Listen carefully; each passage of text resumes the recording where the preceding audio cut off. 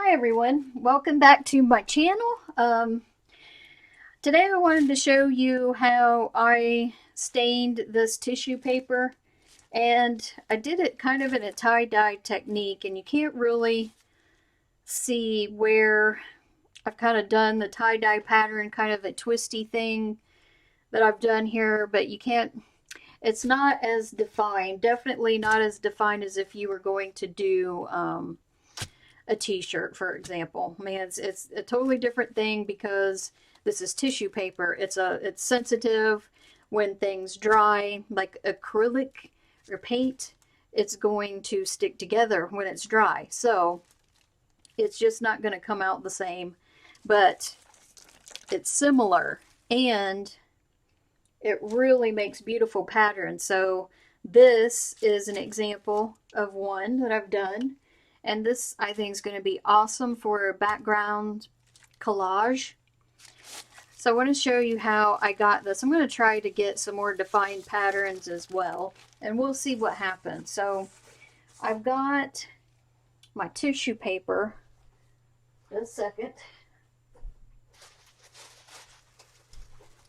What you're going to need is just some plain old cheap Dollar Tree, dollar store white tissue paper. And I'm using the whole sheet, and it doesn't really matter if you have the shiny side or the dull side. So I've got my tissue paper here, I've got my gloves, keep my hands clean. I've got some wax paper here just to keep my surface from getting really dirty. I've got a pipette here. I have some Sumi ink. So the best media that I've seen so far, since I've experimented, that works with this is the Sumi ink diluted. And that, diluting it and being Sumi ink, it won't stick as bad. The paper won't stick together as bad or nearly at all when it dries, and where you can just pull the paper apart, and you'll see what I'm talking about. I'm also going to try coffee. I haven't tried that. So I've got like a cup of this coffee that I made this morning. And let's go ahead. I've got this container here. There's these little containers you can get if you've got a Dollar Tree. There's like a set of 10 that come with lids. So like these. So this is like got acrylic ink and water in here. The color was too diluted when I experimented, so I'm going to use this for something else. Plus acrylic ink, when it dries and there's two sheets of paper like together with the acrylic ink, it's going to stick. And when you pry it apart, the paper's going to tear. So I'm going to show you my ratio. For this little container here, I'm just filling this guy up maybe a third of the way. And there's a little bit of Sumi ink already in here, but I'm going to add a little bit more. There's really no set ratio here that I'm doing. I'm just kind of eyeballing it, and I want to get, like, I don't want it to be too dull, but I don't want it to be too dark either. I just want a subtle staining effect. All right. So let's see. I've got a stick here. We'll stir that together real quick. And oh, I have rubber bands too. So let's move this aside. And I'm going to twist this into a rosette. So putting my hand in the center of this piece of tissue paper and kind of pinching it together really gently, and then just twisting it. You can twist it either clockwise or counterclockwise. Not being too particular with the pattern here. It's just, I'm going to let it do what it does. So I'm just making it into a very loose rosette. And I know I've got some ink on my gloves, and it is staining the paper already, and that's fine. I don't care. This is a random staining thing. So here we have our rosette. It's very loose. We're going to keep our rosette together with a rubber band. And I think with the other one I used two, so we'll just put one across the other. Now, I kind of want that middle open because I want to make sure I get ink down that center. So we've got this little crinkled mess here, and got my diluted Sumi ink, more water than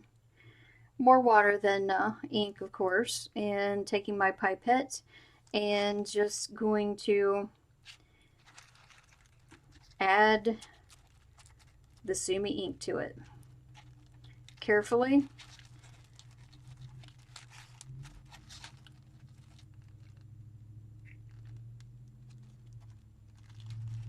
Holding it.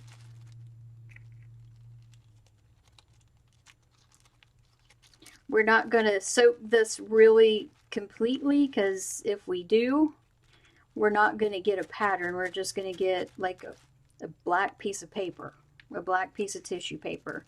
And this is the point of just getting it, you know, into a rosette, twisting it into some sort of pattern, kind of like a tie-dye pattern.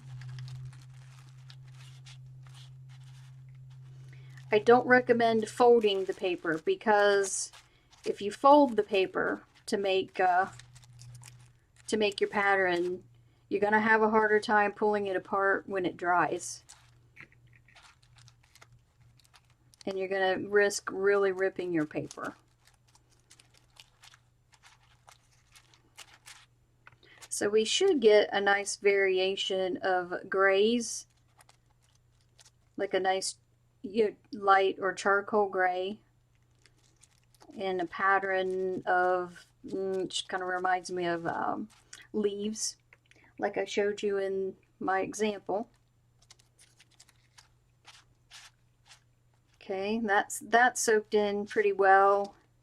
I'm going to leave these white areas here. I'm going to flip this over. I'm going to add some more Sumi ink on the other side.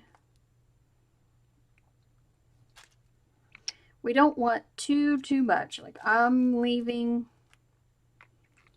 maybe try to get the center, because I think in my example I had more white space than I wanted, and I didn't concentrate in the middle here, so I'm going to put more of that in the center. There's some on the outside, not completely soaking it, just taking my hand and gently pressing that down. And I'm done with that. I am going to set that aside and wait for it to dry. That's going to take overnight to dry. And I'm going to get one more piece, and we'll try the coffee and see how that works, and see if the paper sticks together. I'm guessing it's probably going to, kind of like the acrylic ink would, but we'll try it out. I'll clean up my pipette here. I've got some black on here from my previous, I don't care. We'll just use that. I don't care if it mixes in. So move that aside, and let's do something. Let's twist it on the edge instead of in the center. Let's just do some twisting in one corner, and let's hold that there and gently go to another corner and twist. We're just going to twist two, let's see, this way, like that, that way. So we have another rosette. Get my rubber bands to hold in place. Doesn't have to be really tight. It really shouldn't be very tight. That way you can get more of the pigment in to more places. And let's see, that edge right there. Let me tuck that in. Alright, so let's get our coffee. And just do the same thing with the coffee. This is not a very strong coffee. It's very light colored, so I think the black that I've got in there that's contaminated from the other piece of tissue paper will add some nice contrast.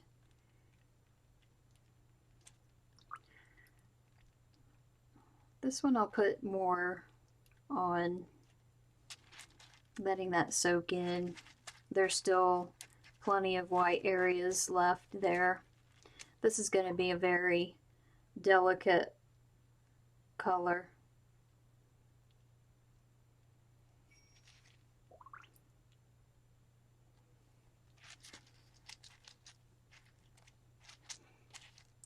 And then that'll just soak through to the middle. We're not soaking it solidly through. We should get some variations of brown, some darker coffee color with some lighter tones there. Now I've got a little bit of the Sumi ink mixed in there from my gloves. That will be pretty cool. I hope that it doesn't stick together and I can get it apart. Like I said, I have tried this with acrylic ink and even watered down acrylic ink, and you've got to let it dry pretty much almost completely. If you try to take it apart now, tissue paper is going to be way too delicate. It's going to tear. You let it dry completely and it sticks together, with the acrylic ink. It just sticks together and you have a hard time getting it apart. It's going to tear. So we'll see what happens with this and then the watered down Sumi. At least I know I can get it apart based on the example that I showed you, and we'll see what kind of patterns we get. I would assume that it's not going to be a whole lot different, but we'll see. No two are going to be the same, and that's the cool thing. So if you're looking for something new to do, a new technique to stain some paper for your collage or for junk journals, here you go. So I will be back in, well, for you it'll be a second, but I'll check on it tomorrow and I'll show you what they look like. Okay, so it is now the next day and they feel pretty dry. The insides, the centers still feel a little bit wet, at least on this one. Yeah, they do on this one too, a little damp, but that's okay. As long as they're not really wet, damp is not too bad. Maybe they won't stick together as easily while they're still just slightly damp in the center. So I'll just take the rubber bands off of both of these. And let me start with the coffee and carefully figure out how this gets unwound. I think this one was the one where I twisted on like 2 different corners. There's like a whole space right here with nothing. Smells like coffee. Gonna do this a little careful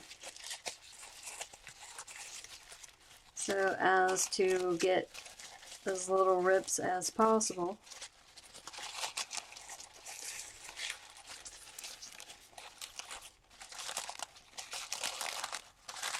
Okay.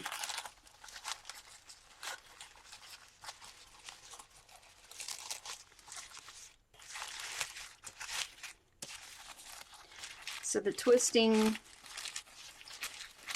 method in different corners didn't do a whole lot.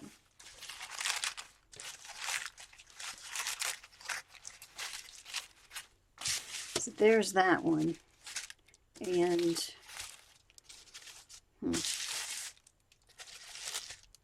not a lot happening here. There's some parts of it that are usable, like this corner and that corner. I think I would need to use a stronger coffee because I can see where there's some very, very faint coffee here, coffee color in the center, but it didn't not too strong. Here's the other side. It actually looks better on this side. There's a little bit more going on here. So yeah, I mean, we could take some parts of this and use in collage. Let's see how the Sumi ink went. And there's some nice coffee stain on that wax paper. Now, let's see which way does this open. Try to carefully find the opening. I'm hoping this one did a little better. It looks like it did. This one, trying not to force it open. I'm trying to just feel for where it will pry apart.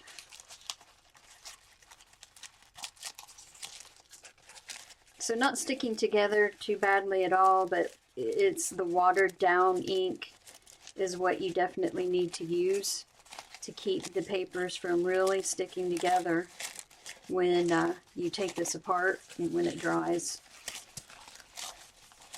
So this guy right here looks more promising.